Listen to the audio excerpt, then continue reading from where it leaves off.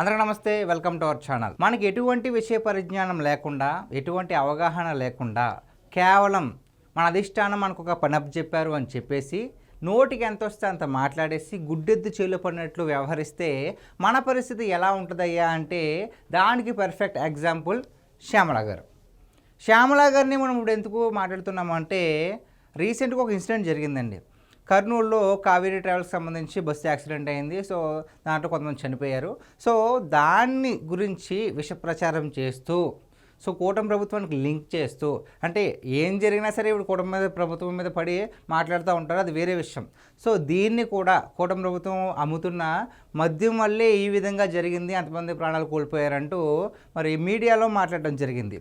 So ఆవిడ మీద విష ప్రచారం చేస్తున్నారు అని నోటీసులు జారీ చేస్తే సోమవారం ఆవిడ కర్నూలు డిఎస్పీ ఆఫీస్లో అయితే విచారణకు వెళ్ళడం జరిగింది. సో ఆవిడ విచారణకి వెళ్ళాక ఆవిడను 2 గంటల సేపు విచారించారు. ఏకంగా 65 ప్రశ్నలు సంధించారు. అయితే విషయం ఏంటంటే ఆవిడకి కనీసం విషయ పరిజ్ఞానం కూడా తెలియదు, అసలు ఏమీ తెలియదు ఆ విషయం మీద.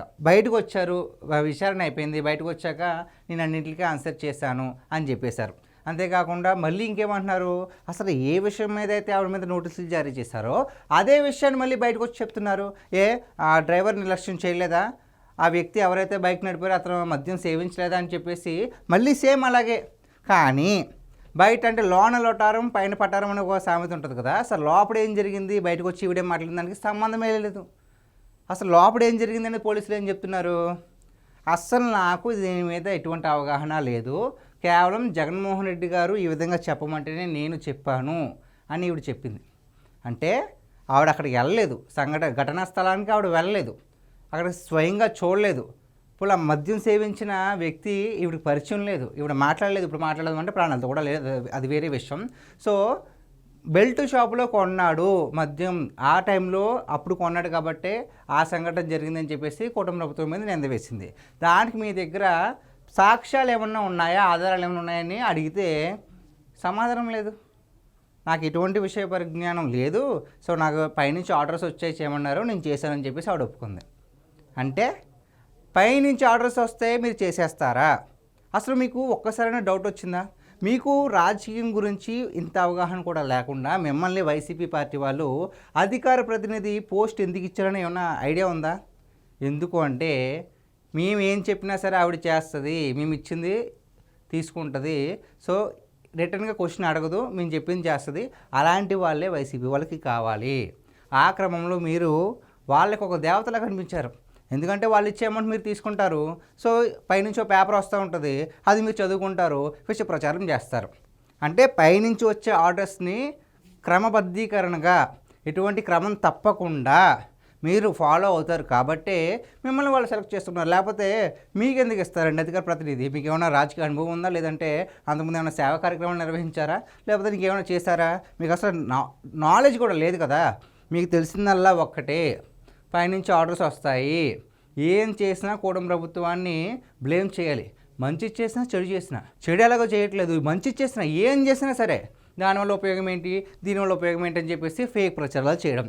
ఫేక్ ప్రచారాలు చేయడంలో వైసీపీలో మీరు ఈ మధ్యన కొత్తగా బ్రాండ్గా మారిపోతున్నారు.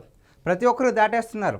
ఒకవైపు ఆర్కే రోజా గారిని దాటేస్తున్నారు, మరోవైపు అంబటి రాంబాబు గారిని, పేరు నాని గారిని అందరం దాటేసి ముందు మీరు వచ్చే రిపీట్ వాళ్ళందరినీ దాటుకుని మీరు ముందుంటున్నారు.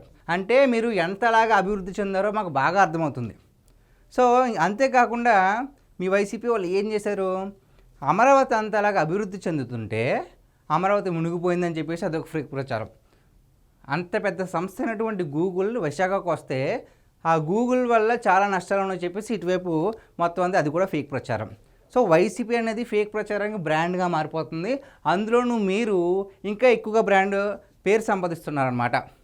సో పైనుంచి వచ్చిన దాన్ని ఎటువంటి విషయ పరిజ్ఞానం లేకుండా కేవలం పైన వాళ్ళు చెప్పారు మేము చేస్తాము అనుకుంటే మీ పరిస్థితి శ్యామలలాగా తయారవుతుంది. సో నేను మీకు చెప్పేది ఏంటంటే వైసీపీ కార్యకర్తలారా, కాస్త ముందు వెనక ఆలోచించుకోండి.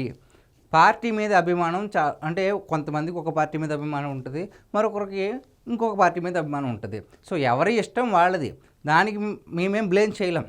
కానీ కాస్త ఆలోచించండి. పార్టీ కంటే ముఖ్యం మన కుటుంబం. దాన్ని దృష్టిలో పెట్టుకుని మనం వ్యవహరించాలి. ఇప్పుడు శ్యామల గారు అంటే ఆవిడ డబ్బులు వస్తాయండి, వైసీపీ వాళ్ళు మంచిగా క్యాడర్ నుంచి గట్టిగా వస్తాయి, ప్రతి కార్యకర్తకి ఇవ్వరు కదా. సో ఈవిడ కూడా ఆర్థికంగా బాగానే బ్యాక్గ్రౌండ్ ఉంది, మీకు అలా ఉండదు కదా. సో ఏది పడితే అది చేస్తాము అని చెప్పేసి జగన్మోహన్ రెడ్డి గారు చెప్పిన ప్రతి ఒక్కరు కూడా వైసీపీ వాళ్ళు పాటిస్తే ఈవిడైతే ఏదోలా మేనేజ్ చేసుకుంటుంది. ఇప్పుడు కర్నూలు అంటే కర్నూలు వెళ్తుంది, తర్వాత నెల్లూరు అంటే నెల్లూరు వెళ్తుంది, విశాఖపట్నం అంటే విశాఖకి వెళ్తుంది. ఆవిడ దగ్గర డబ్బులు ఉన్నాయి, దానికి కావాల్సిన ఖర్చు కూడా వైసీపీ ఆవిడకి ఇస్తుంది. ఎందుకంటే ఆవిడ అలా చేస్తుంది కాబట్టి. ఆవిడకి ఇచ్చినట్టు మీకు ఇవ్వలేరు కదా. సో రేపొద్దున ఏదైనా ప్రమాదం అయితే ఆవిడ ఈజీగా తప్పించుకుంటారు, ఏదైనా ప్రాబ్లం అయితే. మీరు అందరూ అలా బయటికి రాలేరు. అందులోనే వైసీపీ పార్టీ గురించి బాగా తెలిసిందే. సో వాళ్ళు బయటపడేలాగా ఏదైనా ఇష్యూ అయితే అసలు పట్టించుకోరు. మీరు పని చేసేటప్పుడు మాత్రం మిమ్మల్ని బాగా ఎంకరేజ్ చేస్తారు, కానీ పట్టుబడుతున్నామనే టైంలో మీరు ఎవరో మాకు సంబంధం లేదని ఈజీగా చెప్పేస్తారు. సో ఆ విధంగా ఉంటాయి వైసీపీ చేష్టలు. సో ప్రతి ఒక్కరు గుర్తుపెట్టుకోండి, మా జగనన్న ఎలా చేయమన్నారు కదా మేము చేసేస్తామంటే రేపొద్దున్న జగనన్న ఇక్కడ సంతకం పెట్టమ్మా అంటారు, అక్కడ పెట్టేస్తే అది మీ ఆస్తికి సంబంధించింది అయితే, లేదంటే ఏదన్నా ఫ్రాడ్ అయితే ఏం చేస్తారు? కాస్త బుద్ధి పెట్టండి. సో గైస్, ఇది ఈరోజు మన వీడియో. ఈ వీడియో పైన మీ విలువైన అభిప్రాయాన్ని కామెంట్ రూపంలో తెలియజేయండి. Thank you.